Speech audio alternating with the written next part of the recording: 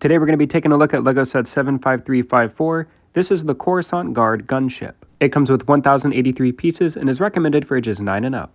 I do want to praise LEGO right off the bat for trying something different than a standard Republic gunship. I think it's a cool way to get fans excited for a ship that we've seen multiple iterations of. While this set is far from perfect, I do appreciate the attempt at something different. We're going to start at the front of the gunship, which has 2 cannons on each side that can be rotated around. The top of the ship has 2 cockpits which can be opened up to fit 2 figures inside. I do like the angle and the shape LEGO was able to pull off here, and I think the figures look great sitting inside. Behind the cockpits is this little piece right here, which you can hold and it is able to be moved up and down. The purpose of this piece is it serves as a kind of carrying handle, and you can also hold onto it to give the ship the effect of flying. Moving on to the sides of the ship, I do like the general shape and color. There's also 2 stickers on the side to give a little bit of extra detail. Both sides of the ship are completely identical, which gives it a good feel and overall symmetry.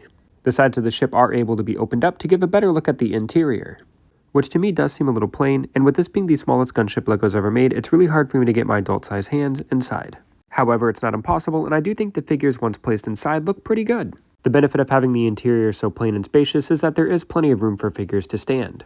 Both sides of the ship are also able to close up nicely with the figures inside. I have heard of some issues of people having difficulty closing the ship, but I had no issues at all. One thing to note is that on the side of the ship are these little pieces here which are going to shift around with play, which can be a minor inconvenience and somewhat annoying. Moving on to the wings of the gunship, I do like the overall shape and look of these wings, and I do like that gray there and the white as it kind of just breaks things up. And again, both wings are designed exactly the same, which gives a good feel, look, and overall symmetry to the build. My biggest complaint about this set are these stud shooters found on the end of the wings on both sides of the ship.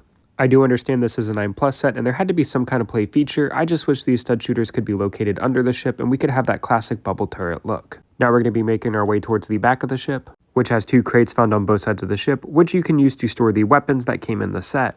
Spinning the ship completely around will also show that there's a little sticker here found on the back, and when you pull it down it is a ramp that leads inside the ship, which is a nice feature, but again, being an adult, it's really hard for me to get my hands inside.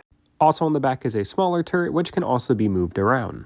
The minifigures in this set are 2 Coruscant guards.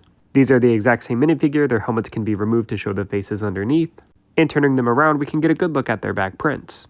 Next up we have Commander Fox, which is a little bit of a disappointing figure. The chest print is supposed to be as wide as the legs, and you can definitely see there's a color difference. Removing his helmet shows that he is the exact same face as the other 2 Coruscant guards, and turning him around shows off his back print.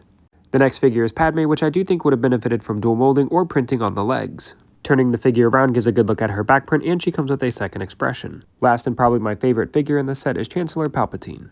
I like the printing on his robes, and turning him around will show off his second expression and some of his back print. This set retails for $140, and let me know what you think of this set in the comments below, and be sure to like and subscribe to my channel for more LEGO content, news, and reviews.